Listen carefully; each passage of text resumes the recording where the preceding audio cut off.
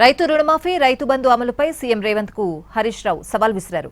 కొడంగల్ నియోజకవర్గంలో ఏ గ్రామంలోనైనా 100% రుణమాఫీ పూర్తయినట్లు నిరూపిస్తే తాను రాజీనామా చేస్తానన్నారు.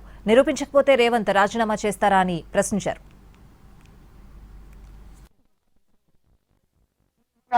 ఇంకా ఈయనట నేను 6 గ్యారెంటీలు అమలు చేసినా కేరళ వాళ్ళు వచ్చి చూడురు అంటుండు.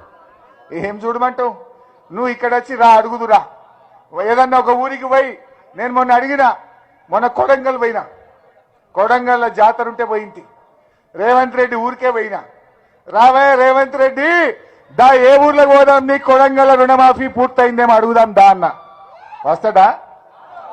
రాను నల్లమల బిడ్డ పులి బిడ్డ అని డైలాగ్ కొట్టుడు కాదు, రా వనపర్తిలో ఏ ఊరికి వస్తావో రా చూద్దాం.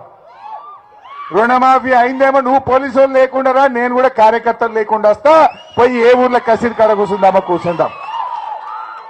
రుణమాఫీ అయింది 100% అంటే నేను రాజీనామా చేసిపోతా, నువ్వు పోతావా? మరి రైతు బంధు బరాబర్ 4 సార్లు వేసిండు మా రేవంత్ రెడ్డి అని ఏ ఊర్లో నన్ను రైతులు చెప్తే నేను రాజీనామా చేసిపోతా.